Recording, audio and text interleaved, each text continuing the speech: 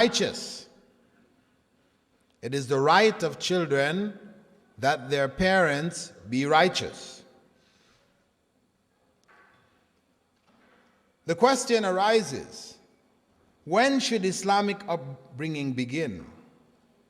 The reality is that tarbiyah, Islamic upbringing, starts before the child is born and continues from the time of its birth.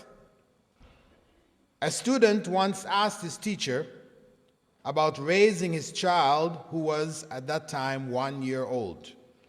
And the teacher replied, "You have already missed the boat." If you're asking when the child is already one, you have already missed the boat. Because it starts back with the parents. Parents desiring righteous children should themselves be righteous.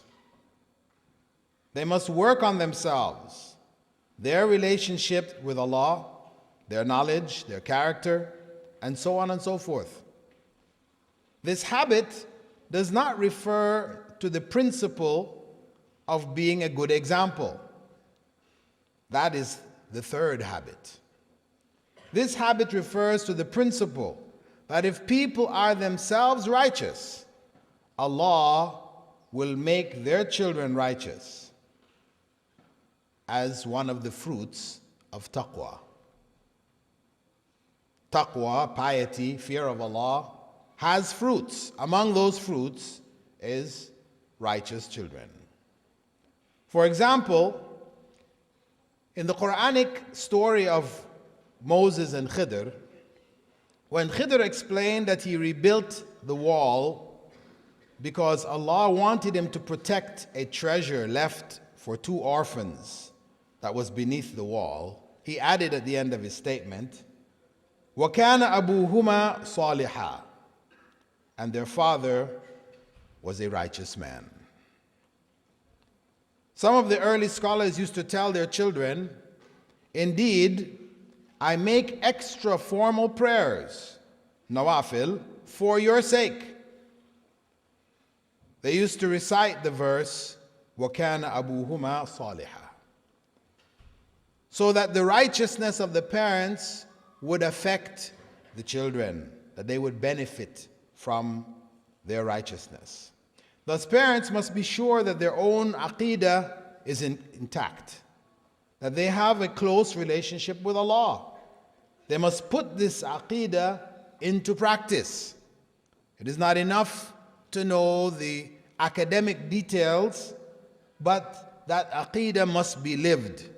For example, Muslims, in knowing the fundamentals of Tawheed, know that among Allah's names is Ar-Razzaq, the provider. Therefore, they should seek their provisions through halal sources and leave the outcome to Allah. This is what they should do if we have that correct belief with regards to Allah's names and attributes. Knowing His names and attributes and internalizing them requires us to live in accordance with the fact that Allah is Ar-Razzaq. So what does that mean? It means that people will not sacrifice the paradise, will not sacrifice the life to come for the sake of provision in this life. What happens today is that people's main focus is the dunya, and that is given precedence. They put all of their energies into it at the expense of their children and their religion. So, most Muslims today are caught up in riba in one way or another. Or they migrate to non-Muslim countries in order to ensure their children's future. Future, what future? Future as lawyers, doctors, etc., etc. economic future. In many cases, the priority becomes making money and saving it, and Allah is forgotten. They do nothing for the pleasure of Allah. In some of the better cases, they just do their 5 times daily prayers and no more.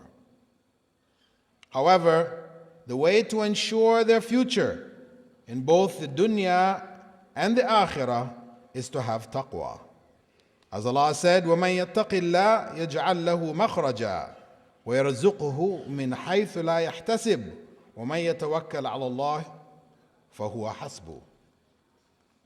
And whoever fears Allah, then Allah will make a way out for him and provide for him from places he never imagined. And whoever trusts in Allah will find him sufficient. So parents have to live Islam. They have to internalize it and act in accordance with it, with its aqeedah, with its creed. Parents should also practice the sunnah. This is part of the creed, to live in accordance with the way of Prophet Muhammad sallallahu alaihi wasallam. And to do so is to avoid innovation, because as the Prophet sallallahu alaihi wasallam said, every innovation is misguidance. Kullu bid'atin dalala. And every form of misguidance ultimately leads to the hellfire. We should understand that bid'ah in general is a satanic shortcut offered to lazy Muslims, people who don't want to do what Allah has required of them to do. So there are shortcuts offered.